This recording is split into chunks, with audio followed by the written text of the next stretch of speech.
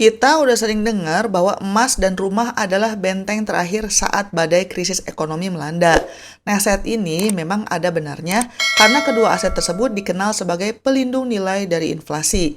Emas sudah terbukti sejak ribuan tahun dan properti, apalagi tanah, nilainya cenderung naik dalam jangka panjang. Tapi, kalau kalian berpikir hanya dengan punya dua aset itu kalian aman dari potensi krisis global yang diprediksi terjadi sekitar tahun 2030, kalian mungkin harus berpikir ulang.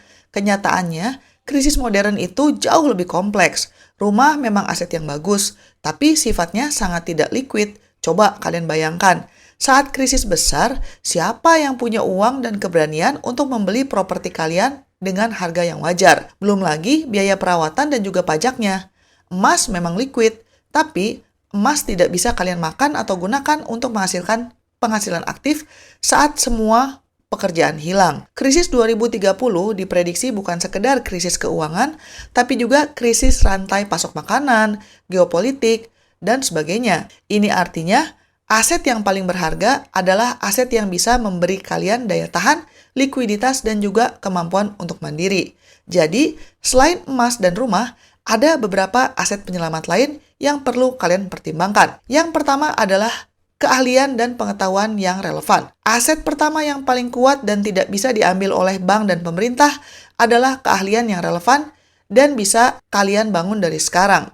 Saat resesi datang dan perusahaan-perusahaan besar melakukan PHK massal, orang yang punya keahlian spesifik dan dibutuhkan akan lebih bisa bertahan, bahkan menciptakan peluang baru. Ini adalah investasi di otak yang memberikan imbal hasil tertinggi. Fokuslah pada keahlian yang anti krisis, seperti kemampuan memperbaiki barang, keterampilan teknologi yang mendesak seperti IT security atau data analisis, ataupun keahlian yang berhubungan dengan kebutuhan dasar manusia, seperti kesehatan, pertanian, atau pendidikan. Kalau kalian punya keahlian yang sangat spesifik, kalian bisa menjadi solopreneur yang sangat dicari terlepas dari kondisi ekonomi. Krisis menciptakan masalah baru, dan orang yang siap dengan solusi yang akan menjadi pemenangnya. Jangan berhenti belajar dan mengasah diri. Ingat bahwa aset fisik seperti rumah dan mobil bisa hancur atau hilang, tapi skill yang sudah kalian kuasai, insya Allah akan selalu melekat selama kalian sehat. Aset yang kedua adalah mata uang safe haven. Di tengah krisis global, nilai mata uang lokal termasuk di Indonesia mengalami tekanan hebat karena inflasi tinggi dan ketidakstabilan politik. Tabungan kalian yang selama ini disimpan dalam bentuk uang tunai di bank bisa tiba-tiba kehilangan daya beli secara drastis, dan tentu ini tidak kita inginkan. Makanya, penting buat teman-teman untuk melakukan diversifikasi likuiditas kalian ke mata uang lain, misalnya aja ke mata uang yang terkenal kuat seperti US dollar atau Singapore dollar atau enggak Swiss franc. Mata uang seperti ini dikenal kuat karena didukung oleh ekonomi yang lebih stabil dibandingkan Indonesia, cadangan devisa mereka yang besar, dan juga reputasi politik yang relatif solid di mata dunia. Menyimpan sebagian kecil dana darurat atau kekayaan kalian dalam mata uang asing yang lebih stabil bisa melindungi daya beli kalian secara global. Tujuannya bukan untuk spekulasi, tapi sebagai cadangan yang menjaga nilai uang kalian dari devaluasi mata uang domestik. Teman-teman bisa memulainya dengan membuka rekening valuta asing di bank terpercaya. Aset yang ketiga adalah aset produktif swasembada pangan. Saat krisis terburuk melanda dan rantai pasokan global lumpuh, uang tunai atau bahkan emas tidak bisa memberi kalian makan kalau tidak ada makanan yang dijual di pasar. Aset penyelamat yang paling mendasar dan sering diabaikan adalah kemampuan kalian untuk mandiri, terutama dalam hal penyediaan kebutuhan pokok. Aset produktif di sini berarti tanah atau lahan yang benar-benar bisa menghasilkan sesuatu yang bermanfaat, seperti kebun sayuran, peternakan kecil, atau kemampuan untuk menyimpan air bersih dalam jumlah besar. Ini bukan tentang memiliki villa mewah di luar kota, tapi tentang memiliki lahan yang bisa kalian fungsikan sebagai sumber pangan dan tempat berlindung yang swasembada di saat infrastruktur kota lumpuh. Nilai aset ini tidak diukur dari harga jualnya, tapi dari utilitas dan juga kemampuan untuk menopang kehidupan kalian dan keluarga. Bayangin aja, di saat orang lain panik mencari makanan, kalian sudah punya sumber daya di halaman belakang.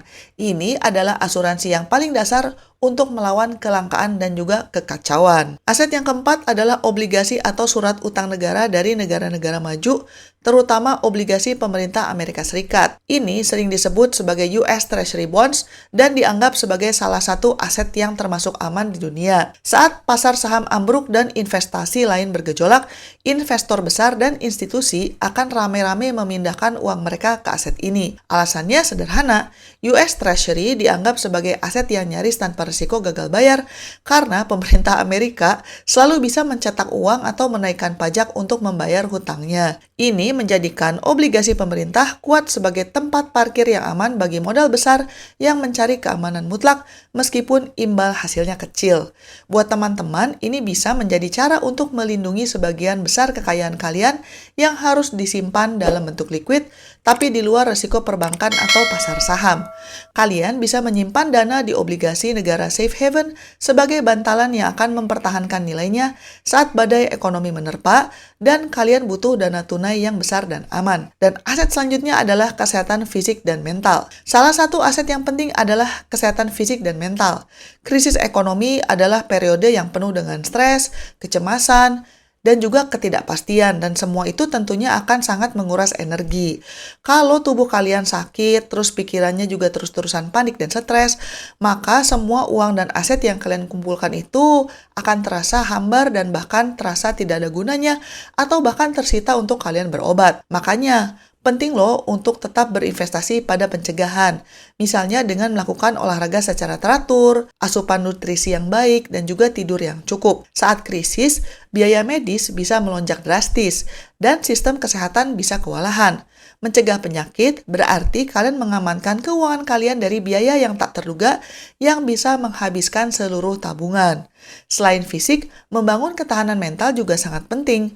Memiliki pola pikir yang tenang dan rasional akan memungkinkan kalian untuk membuat keputusan finansial yang tepat di saat orang lain bertindak berdasarkan ketakutan. Jaga juga jaringan sosial kalian supaya tetap kuat, miliki koneksi yang baik supaya bisa menjadi sumber dukungan moral untuk kalian, dan kalian juga bisa menemukan informasi bahkan peluang bisnis di saat krisis. Tapi kalau menurut kalian gimana? Silakan komentar di bawah. Jangan lupa untuk like dan subscribe, dan selamat mencari kebahagiaan. Bye-bye!